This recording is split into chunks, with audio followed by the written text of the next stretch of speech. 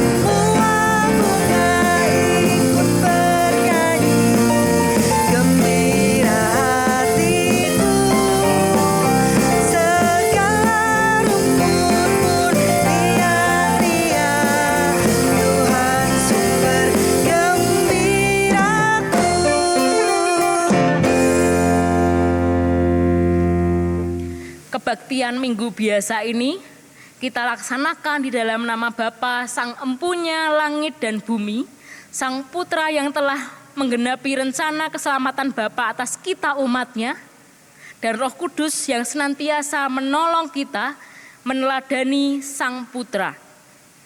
Kasih karunia, rahmat, dan damai sejahtera dari Allah Tritunggal melingkupi kita. Mulia bagi Bapa, bagi Anak, serta Roh Kudus, dari permulanya, sekarang dan akan jadi selama-lamanya.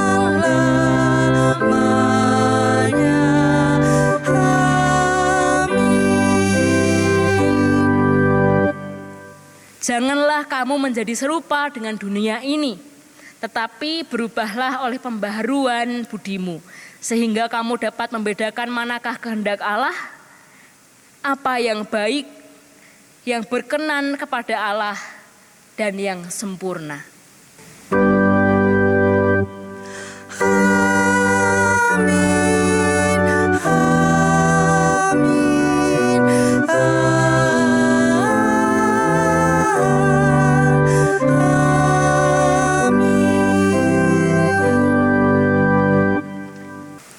Silahkan duduk.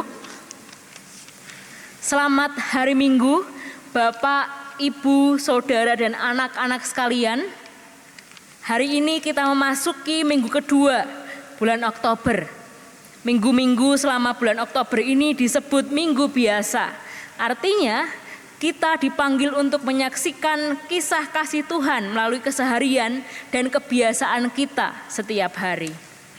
Tema umum kita di bulan Oktober ini adalah menghargai kasih karunia Allah. Kasih karunia Allah memang cuma-cuma, tapi tidak murahan. Kita harus menghargainya dengan senantiasa memperbaiki diri, sehingga kehidupan kita semakin menyukakan hatinya. Tema khusus kita minggu ini adalah menghargai pilihan Allah. Tema ini mengajak kita untuk menyadari dan menanggapi karya keselamatan Allah atas kita dengan menunjukkan perilaku yang selaras dengan pilihan dan panggilan luhur kita sebagai umat pilihannya. Mari kita bangkit berdiri untuk memberikan salam damai dengan salam Sunda. Salam damai.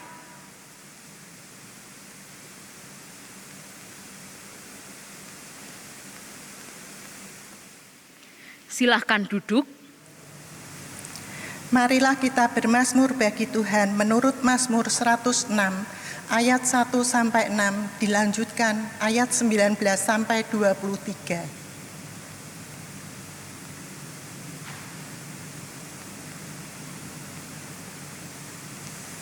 Haleluya, bersyukurlah kepada Tuhan sebab Ia baik. Bahwasanya untuk selama-lamanya kasih setianya. Siapakah yang dapat memberitahukan keperkasaan Tuhan, Memperdengarkan segala pujian kepadanya. Berbahagialah orang-orang yang berpegang pada hukum, Yang melakukan keadilan di segala waktu. Ingatlah aku ya Tuhan, demi kemurahan terhadap umat-Mu. Perhatikanlah aku demi keselamatan daripadamu. Supaya aku melihat kebaikan pada orang-orang pilihan-Mu. Supaya aku bersukacita dalam sukacita umat-Mu, dan supaya aku bermegah bersama-sama milik-Mu sendiri. Kami dan nenek moyang kami telah berbuat dosa. Kami telah bersalah, telah berbuat fasik. Mereka membuat anak lembu di Horeb, Dan sujud menyembah kepada patung tuangan. Mereka menukar kemuliaan mereka. Dengan bangunan sapi jantan yang makan rumput. Mereka melupakan Allah yang telah menyelamatkan mereka. Yang telah melakukan hal-hal yang besar di Mesir. Perbuatan-perbuatan ajaib di tanah Ham. Perbuatan-perbuatan dahsyat di tepi laut Teberau. Maka ia mengatakan hendak memusnahkan mereka. Kalau Musa orang pilihannya Tidak mengetengahi di hadapannya. untuk menyurutkan amarahnya, sehingga ia tidak memusnahkan mereka. Kepada Allah yang Maha Kasih, Maha Bijaksana, dan Maha Kuasa, kita angkat pujian, Kau sungguh indah.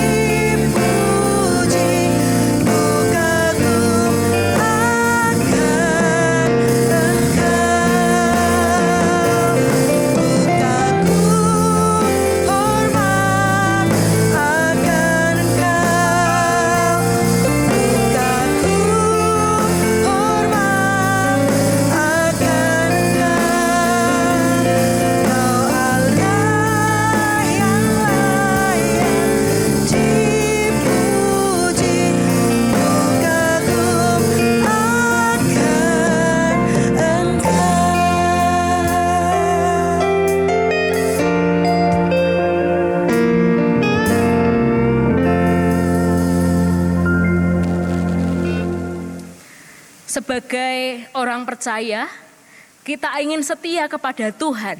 Namun dalam keseharian kita alih-alih menyukakan, perilaku kita seringkali mendukakan hatinya. Karena itu dengan penuh penyesalan, mari kita mengakui segala dosa kita, serta memohon belas kasihan dan pengampunannya.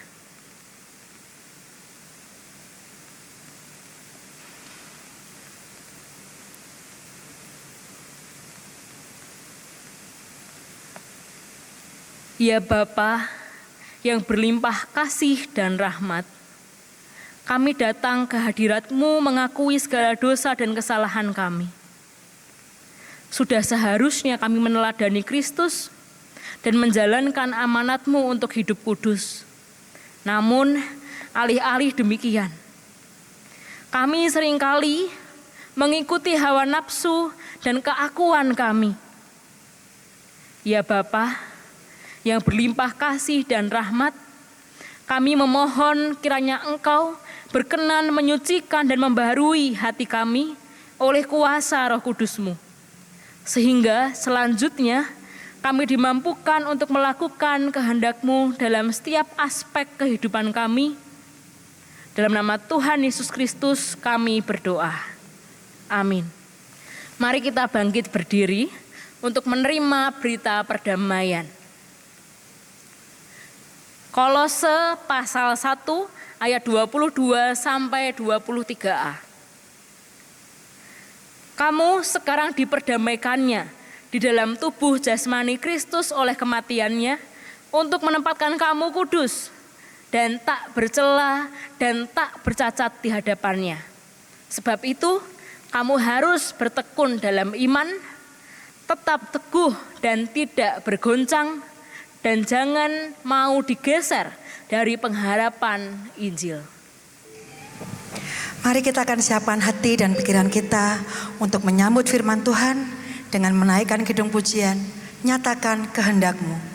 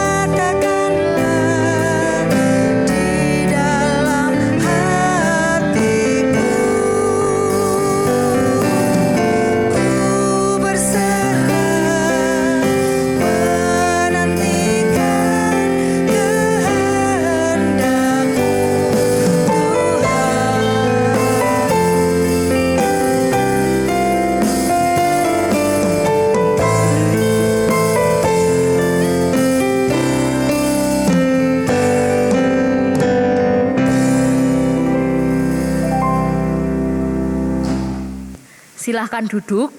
Sebelum mendengarkan firman Tuhan, mari kita melihat persembahan pujian dari SMA Masehi Kudus.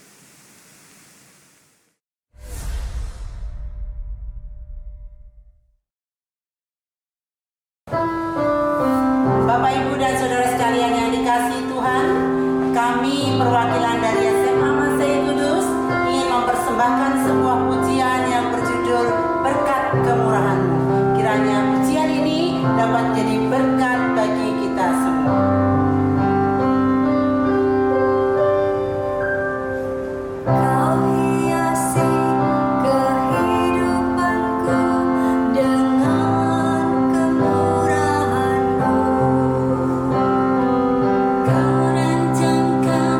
Masa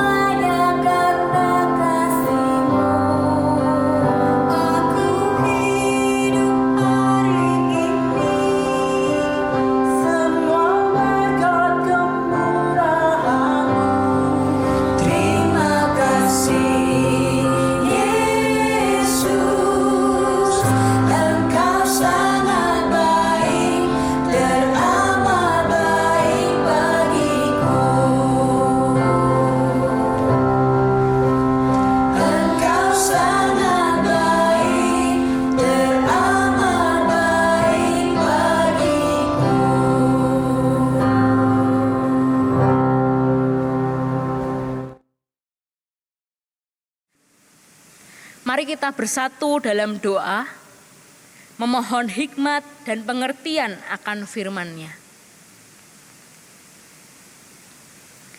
Bapa, kami sebagai umat-Mu ingin menyenangkan hati-Mu. Oleh sebab itu kami pada saat ini ingin belajar mengenai kebenaran firman-Mu, supaya kami dapat menanggapi kasih karunia Tuhan bagi kami dengan baik dan benar. Mampukan setiap kami, Bapa, untuk dapat merenungkan dan melakukan firman-Mu ini dalam kehidupan kami. Mampukan juga hamba-Mu yang lemah dan terbatas ini, mampukan untuk menyampaikan kebenaran firman Tuhan dengan jelas, dengan baik dan benar. Dalam nama Tuhan Yesus Kristus, kami mohon hikmat-Mu atas kami. Amin. Inilah firman Tuhan menurut Matius pasal 22 ayat 1 sampai 14.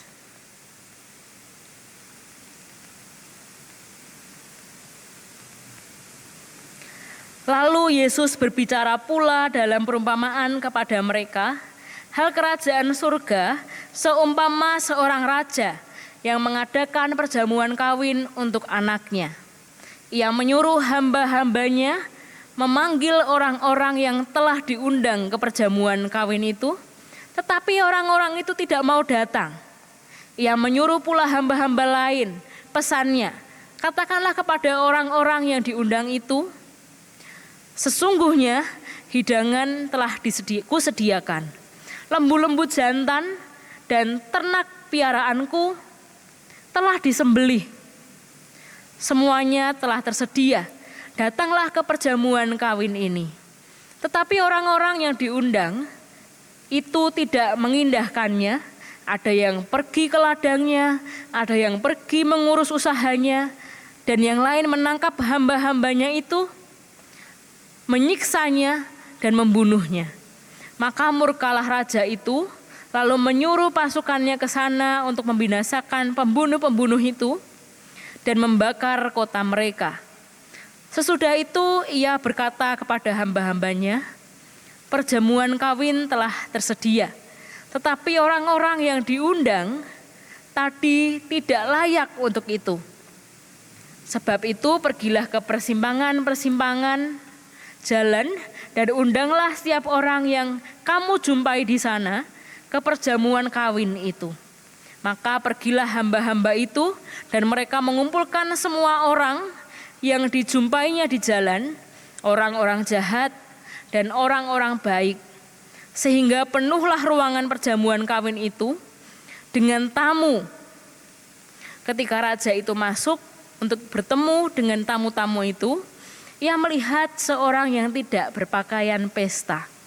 Ia berkata kepadanya, hai saudara, bagaimana engkau masuk kemari dengan tidak mengenakan pakaian pesta? Tetapi orang itu diam saja. Lalu kata raja itu kepada hamba-hambanya, ikatlah kaki dan tangannya, dan campakkanlah orang itu ke dalam kegelapan yang paling gelap. Di sanalah akan terdapat ratap dan kertak gigi. Sebab banyak yang dipilih, sebab banyak yang dipanggil, tetapi sedikit yang dipilih. Demikianlah firman Tuhan. Haleluya, haleluya, haleluya. Selamat pagi Bapak, Ibu, Saudara dan Saudari, serta anak-anak sekalian. Tema kita pada hari ini adalah menghargai pilihan Allah. Sekali lagi, menghargai pilihan Allah. Untuk itu saya mengajak kita sekalian melihat kembali teks Matius pasal 22 ayat 1 sampai 14. Di dalam teks ini ada kata perjamuan kawin yang disebutkan sebanyak 5 kali. Memang perjamuan kawin ini merupakan sebuah perumpamaan yang menceritakan serta mengungkapkan mengenai hal kerajaan surga. Sesungguhnya ada beberapa perumpamaan-perumpamaan lain yang menceritakan mengenai hal kerajaan surga. Tetapi teks ini adalah salah satunya, dan teks ini adalah teks spesial karena ternyata teks ini disusun karena ada rangkaian dan juga ada kesatuan yang utuh. Saya mengajak kita sekalian untuk melihat kesatuan dan juga rangkaian yang indah dari teks ini. Kalau kita perhatikan, sesungguhnya dari Matius pasal 21 ayat 18 sampai pasal 22 ayat 14 merupakan sebuah kesatuan yang utuh, di mana di dalamnya terdiri dari 2 kisah, kemudian dilanjutkan dengan 3 perumpamaan. Sekali lagi, pasal 21 ayat 18 sampai pasal 22 ayat 14. Ini merupakan suatu kesatuan yang utuh, yang di dalamnya ada 2 kisah, dilanjutkan dengan 3 perumpamaan.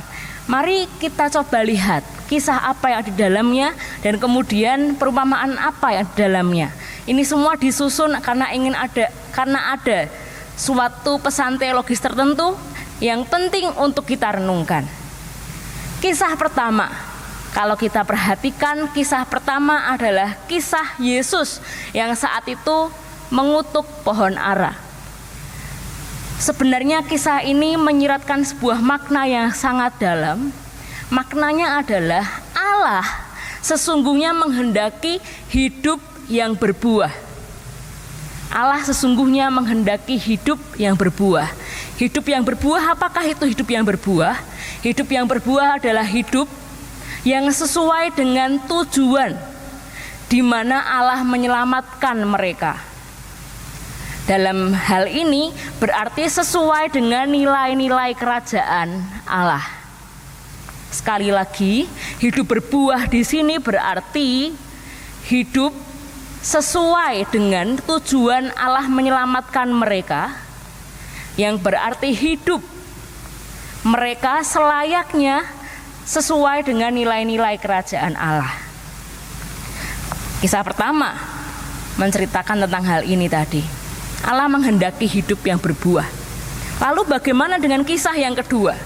Coba kita lihat kisah yang kedua. Kisah kedua sebaliknya. Pemimpin-pemimpin agama saat itu mempertanyakan sumber kuasa Yesus dan menyiratkan dan menyatakan bahwa dalam perumpamaan ini ada suatu penolakan akan kehidupan yang berbuah. Coba kita lihat, ada 2 hal yang berbeda di sini. Kisah pertama menceritakan Allah ingin bahwa umatnya hidupnya berbuah. Sedangkan kisah kedua ada penolakan untuk hidup berbuah. Ada sesuatu yang tidak sama, tidak sejalan. Oleh sebab itu kalau kita lanjutkan, diuraikan ada 3 perumpamaan setelah itu. Perumpamaan pertama untuk menggambarkan mengenai bagaimana mereka hidup dan bagaimana seharusnya mereka hidup. Pertama, perumpamaan mengenai 2 anak yang menunjukkan penolakan akan pribadi Yohanes Pembaptis. Penolakan akan Yohanes Pembaptis. Kita tahu bahwa Yohanes Pembaptis itu adalah pribadi yang diutus oleh Allah. Selain itu hidupnya menghasilkan buah karena sesuai dengan nilai-nilai kerajaan Allah. Dan pribadi Yohanes Pembaptis yang seperti ini ditolak saat itu. Inilah perumpamaan yang pertama. Kemudian perumpamaan yang kedua mengenai penggarap-penggarap kebun anggur, menunjukkan sebuah penolakan akan tugas atau melakukan tugas untuk menghasilkan buah. Yang pertama mengenai Yohanes Pembaptis yang ditolak, dan yang kedua ini mengenai penggarap-penggarap kebun anggur menceritakan bahwa mereka menolak tugas untuk berbuah. Sekarang mari kita lihat perumpamaan yang ketiga Perumpamaan mengenai perjamuan kawin yang kita baca hari ini menunjukkan penolakan juga. Penolakan akan apa? Penolakan akan pribadi yang memberikan kehidupan. Di sini pada konteks saat itu, ketika seorang raja punya gawe atau punya acara untuk menikahkan putranya, mengundang banyak orang. Kalau undangan tersebut tidak datang, ini berarti ada suatu unsur pemberontakan di sana. Bukan hanya itu, lebih dalam daripada itu sebenarnya, kalau kita lihat lagi, memiliki makna yang lebih dalam, karena ketika seseorang menolak undangan atau tidak hadir dalam undangan tersebut, itu berarti tamu tersebut, undangan tersebut menolak orang yang mengundang. Inilah perumpamaan yang kita renungkan hari ini. Trilogi ini atau ketiga perumpamaan ini disusun untuk menggambarkan bagaimana sebenarnya Allah itu berulang-ulang kali berbicara dan mengajak umatnya untuk menyambut anugerah keselamatan darinya. Selayaknya sebagai umat, kita itu membuka hati kita, kemudian membiarkan kita untuk diperbaharui sehingga hidup kita menghasilkan buah. Tetapi nyatanya saat itu banyak orang tidak menanggapi undangan itu. Contohnya di pasal 22 yang kita baca hari ini, khususnya di ayat 4. Saya akan bacakan bagi kita Matius pasal 22 ayat 4. Sesungguhnya hidangan telah kusediakan, lembu-lembu jantan dan ternak piaraanku telah disembelih. Semuanya telah tersedia. Datanglah ke perjamuan kawin ini. Ini adalah ajakan Allah yang berulang kali atau diulang kembali mengajak umat untuk datang. Tapi ternyata tidak semua dari umat saat itu menanggapi undangan dari sang raja. Ada beberapa contoh lain yang juga memperlihatkan bagaimana umat tidak menanggapi undangan Allah dan menolak Allah, bahkan menolak untuk hidup berbuah. Kalau kita baca kembali di Mazmur yang kita baca dan Keluaran yang tadi juga kita baca, ada dikisahkan bahwa umat menolak Allah, menolak pimpinan Allah, dan juga menolak undangan Allah. Coba kita bayangkan ya, kita ingat lagi tentang kisah Israel yang keluar dari Mesir. Berapa kali Allah mencoba untuk mengingatkan mereka akan penyertaannya. Berapa kali Allah menyatakan bahwa ini loh, aku menyertai kamu dengan apa yang telah Allah perbuat bagi bangsa Israel. Toh hasilnya bangsa Israel saat itu masih saja meragukan pemberian Allah, bahkan penyertaan Allah dalam hidup mereka. Bahkan di dalam Keluaran disebutkan bahwa mereka memilih untuk menyembah anak lembu emas, padahal mereka sudah menerima dasatitah yang dikatakan di dalamnya jangan membuat patung dan sujud menyembahnya. Mereka menolak untuk mengikuti kehendak Allah. Mereka menolak untuk menghasilkan buah karena mereka tidak melakukan apa yang Allah kehendaki sesuai dengan tujuan tujuan mereka diselamatkan. Bapak, Ibu, saudara dan saudari serta anak-anak sekalian, inilah yang dilakukan oleh bangsa Israel. Pertanyaannya untuk kita renungkan pada saat ini adalah, apakah ketika bangsa Israel meninggalkan Allah, apakah Allah pun meninggalkan bangsa Israel? Sekali lagi saya ulangi pertanyaannya. Apakah ketika bangsa Israel meninggalkan Allah, Allah pun meninggalkan dan menolak bangsa Israel? Dalam Keluaran pasal 32 dinyatakan bahwa Allah menolak mereka Namun Allah tidak jadi membinasakan Israel. Dalam Hosea pasal 13 diceritakan juga bagaimana Allah sedih, Allah marah melihat perilaku anak-anaknya, yaitu umat Israel yang saat itu disayanginya malah menjauh darinya dan memilih waktu itu untuk menyembah Baal jauh dari Allah. Namun di pasal yang sama, pasal 13 disebutkan juga bahwa Allah tidak dapat mengabaikan umatnya.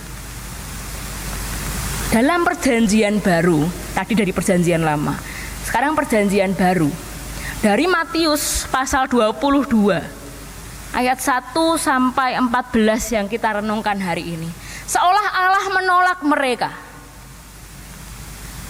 Namun dalam Roma, Paulus menegaskan bahwa sekalipun mereka memberontak, Allah tidak pernah menolak mereka. Dan bahkan dikatakan pada akhirnya seluruh Israel bersama dengan bangsa-bangsa lain akan diselamatkan. Dari beberapa penjelasan ini, saya menarik sebuah kesimpulan yang penting untuk kita renungkan, yaitu kendati Paulus dan Matius berbeda dalam menggambarkan masa depan bangsa Israel, tetapi keduanya sama-sama setuju bahwa tragedi Israel yang menolak hidup berbuah menyatakan bahwa dan tidak memberi ruang bagi bangsa-bangsa lain untuk memegahkan diri. Tidak ada yang lebih baik dari Israel. Israel pun tidak lebih baik dari bangsa-bangsa lain.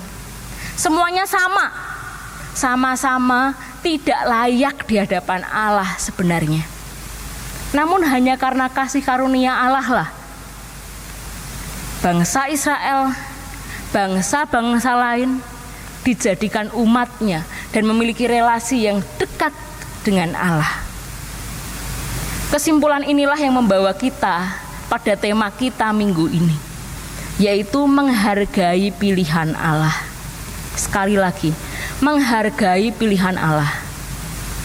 Tidak ada yang lebih baik, lebih unggul. Kita perlu menghargai pilihan Allah. Semua sama-sama tidak layak sebenarnya. Perihal mengenakan pakaian pesta, mengusung suatu gagasan dan perilaku yang etis atau sepantasnya dilakukan. Bapak, Ibu, saudara-saudari dan anak-anak sekalian, dalam tradisi Jawa ada sebuah pepatah yang mengatakan bahwa aji ning raga ana ing busana. Sekali lagi, aji ning raga ana ing busana. Mungkin kita pernah mendengar kalimat ini, yang artinya adalah kepribadian seseorang terlihat dari caranya berpakaian. Saya tahu bahwa tidak mungkin hal ini digeneralisir bagi semua orang, tapi saya pikir nampaknya dalam kehidupan kita saat ini, nilai ini masih hidup loh, masih ada dalam kehidupan kita saat ini. Contohnya, misalnya saya, Ripka ini, akan berangkat ke persekutuan komisi lansia.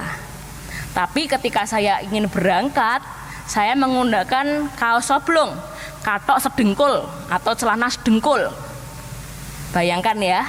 Kemudian saya masuk ruang ibadah bertemu dengan jemaat sekalian. Kira-kira kalau itu yang saya lakukan, apa yang jemaat pikirkan saat itu? Mungkin ada yang berbicara, wah Ripka ini loh, meh khotbah. Waktu itu konteksnya saya ingin atau akan memberitakan firman Tuhan. Meh khotbah, apa meh dolan? Ripka saat itu dengan pakaian seperti ini mau menyampaikan firman Tuhan atau mau main sebenarnya? Mungkin itu yang dipikirkan oleh jemaat sekalian. Ini adalah contoh kecil bagaimana sampai saat ini nilai ini meskipun tidak dapat digeneralisir, tapi masih hidup dalam kehidupan kita di masa ini, di saat ini. Dalam perjanjian lama dan perjanjian baru, pakaian pun menunjukkan dan menggambarkan suatu perilaku umat Tuhan. Seperti yang dikatakan oleh John Calvin, bahwa kita harus mempraktekkan kehidupan baru sehingga pakaian kita, perilaku kita menyimpulkan panggilan kita sebagai umatnya. Pakaian di sini diidentikan dengan perilaku.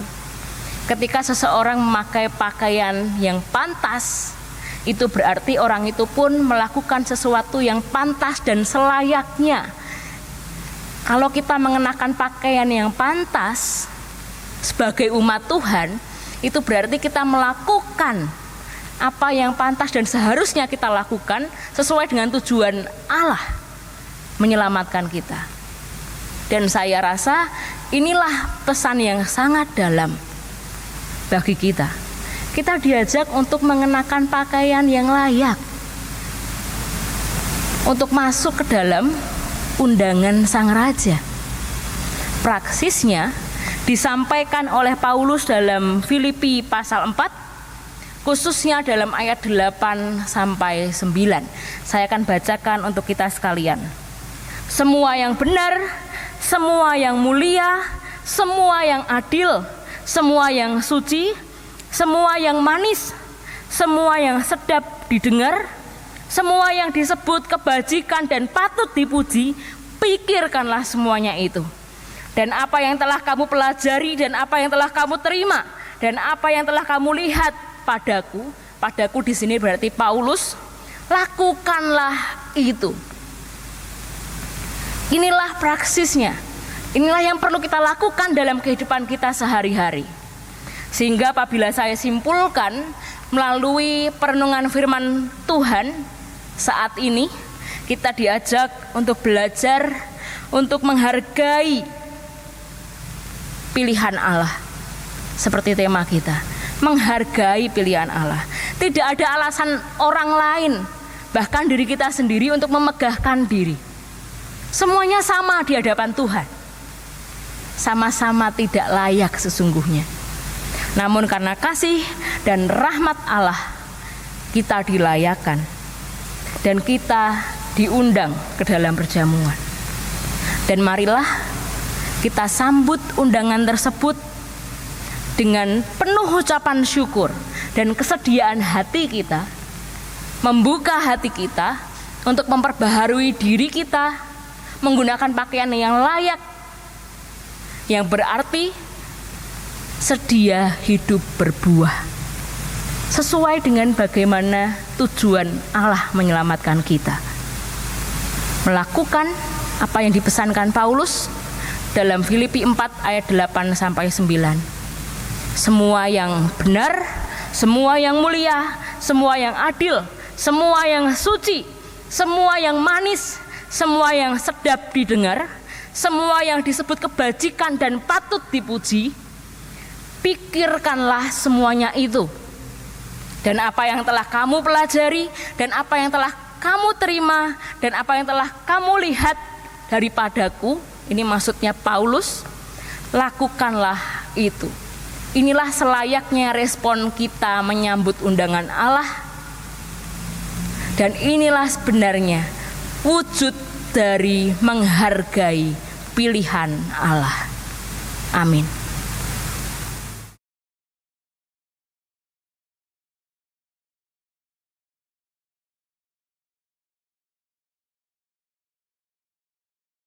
Mari kita bangkit berdiri. Sebagai jemaat Kristen yang ingin meneladani Kristus, marilah kita mengikrarkan komitmen kemuridan. Kami bersaksi bahwa tidak seorang pun dapat sungguh-sungguh mengenal Kristus kecuali ia yang mengikutinya setiap hari dalam kehidupan. Dan sebagai bagian dari gereja yang am, marilah bersama-sama dengan gereja-gereja di sepanjang abad dan tempat, kita mengikrarkan pengakuan iman rasuli. Aku percaya kepada Allah, Bapa yang Maha Kuasa, Khalik langit dan bumi, dan kepada Yesus Kristus anaknya yang Tuhan kita, yang dikandung dari Roh Kudus, lahir dari anak darah Maria, yang menderita sengsara di bawah pemerintahan Pontius Pilatus, disalibkan, mati dan dikuburkan, turun ke alam maut, pada hari yang ketiga bangkit pula dari antara orang mati, naik ke surga, duduk sebelah kanan Allah, Bapa yang Maha Kuasa, dan dari sana Ia akan datang kembali untuk menghakimi orang yang hidup dan yang mati. Aku percaya kepada Roh Kudus, gereja yang kudus dan am, persekutuan orang kudus, pengampunan dosa, kebangkitan orang mati, dan hidup yang kekal. Silakan duduk. Mari kita berdoa. Bapa, kami bersyukur bahwa hari ini kami diingatkan bahwa Engkau telah memilih kami sebagai umat-Mu yang Engkau cintai dan Engkau kasihi. Oleh sebab itu, mampukan kami sebagai umat Tuhan dalam kehidupan ini untuk merespon dan menanggapi kasih-Mu dengan mengucap syukur dan terus mau diperbaharui sehingga hidup kami menghasilkan buah. Kami saat ini berdoa bagi bangsa kami, bangsa Indonesia, di mana saat ini bangsa kami ada dalam keadaan yang tidak mudah karena harus menghadapi permasalahan kesehatan masyarakat terkait dengan COVID-19, serta menjaga stabilitas ekonomi di bangsa kami ini. Kami berdoa kiranya Tuhan, setiap pemerintah dapat bergandeng tangan, dapat memimpin dan bertindak bijak dalam mengambil keputusan sehingga bangsa kami dapat bangkit dan permasalahan ini dapat segera berlalu. Demikian pula kami berdoa bagi Jawa Tengah termasuk Kabupaten Kudus, kiranya Tuhan juga membimbing pemimpin daerah kami supaya mereka dapat memimpin dengan baik, dengan bijak, khususnya dalam menghadapi keadaan yang tidak mudah seperti saat ini. Demikian pula mampukan kami untuk dapat bersikap bijak dan dalam berlaku dan bertindak sehingga kehadiran kami di bangsa ini memberikan kontribusi demi pemulihan bangsa Indonesia ini. Kami juga berdoa bagi setiap rumah sakit, khususnya Rumah Sakit Madirahayu, dokter dan setiap staf kesehatan yang bertugas yang rela mencurahkan tenaga untuk menangani pasien yang sakit, baik karena COVID-19 maupun sakit yang lain. Mungkin saat ini mereka sedang dalam keadaan yang sulit, lelah, letih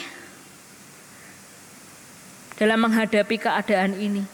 Kami berdoa kiranya Tuhan, Engkau menjaga mereka, baik secara kesehatan, secara mental maupun secara spiritual.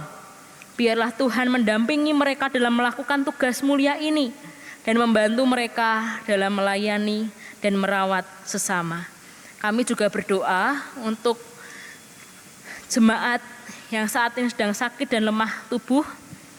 Kami berdoa untuk Bapak Bambang Suprapto, untuk Bapak Sandono, untuk Bapak Budiman Hadi Surya, Bapak Hembang Napitupulu, Bapak Susanto Hananta, Bapak Silas Suyanto, Bapak Stefanus Yulianto Lestari, Ibu Ana Maria Andarmani, Ibu Ana Sulistianingsih, Ibu Ruth Suryani, Ibu Gui Giok Kim, Ibu Li Rianhua, Ibu Lim Kongwi, Ibu Tan Linhua, Ibu Tan Mefong, Ibu Emi, Ibu Tabita Tanti Agustina, Ibu Ririn, dan jemaat lain yang mungkin belum kami sebutkan satu persatu. Berkati mereka ya Bapa, jamahlah mereka, biarlah hati mereka terus bertaut pada Tuhan. Dan biarlah upaya yang mereka lakukan, baik perawatan, obat-obatan, istirahat, makanan, maupun kasih sayang dari orang di sekitarnya dapat membantu mereka untuk dapat pulih dari sakit. Inilah doa kami ya Bapa. Kami naikkan doa kami dalam nama Tuhan Yesus Kristus yang telah mengajar kami berdoa. Bapa kami yang di surga, dikuduskanlah namamu, datanglah kerajaan-Mu, jadilah kehendak-Mu, di bumi seperti di surga. Berikanlah kami pada hari ini makanan kami yang secukupnya, dan ampunilah kami akan kesalahan kami, seperti kami juga mengampuni orang yang bersalah kepada kami. Dan janganlah membawa kami ke dalam pencobaan, tetapi lepaskanlah kami daripada yang jahat. Karena Engkaulah yang mempunyai kerajaan dan kuasa dan kemuliaan sampai selama-lamanya. Amin. Sebagai umat tebusan Allah, hendaknya kita tidak menghina atau meremehkan kasih karunia Allah atas kita. Sebaliknya, kita menghargai pilihannya atas kita dengan senantiasa melakukan yang terbaik dan memuliakan namanya. Kita naikkan Kidung Pamungkas, beri yang terbaik.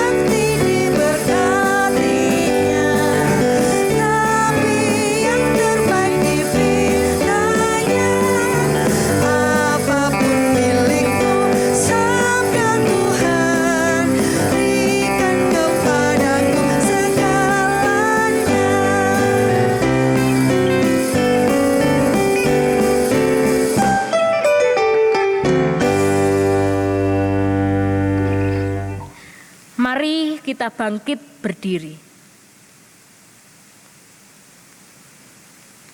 Saudaraku, arahkanlah hatimu kepada Tuhan, jadilah saksi Kristus dan terimalah berkat-Nya. Damai sejahtera Allah yang melampaui segala akal akan memelihara hati dan pikiran kita dalam Kristus Yesus. Kasih karunia-Nya serta karya pembaharuan oleh Roh Kudus atas kita umat-Nya hari ini dan selamanya. Kepada Allah beri puji, semua makhluk di bumi, padanya ku beri pujian, Bapa, Anak, dan Roh Suci.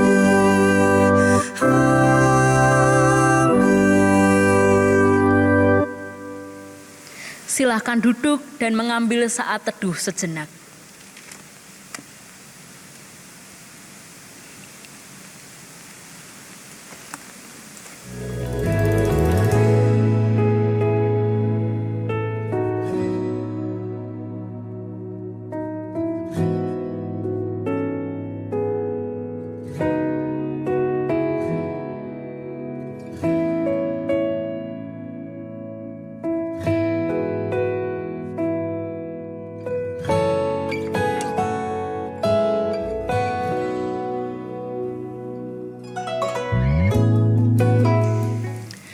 Jemaat yang hadir di ruang kebaktian ini dapat menyerahkan persembahan dengan memasukkannya ke kotak persembahan yang tersedia.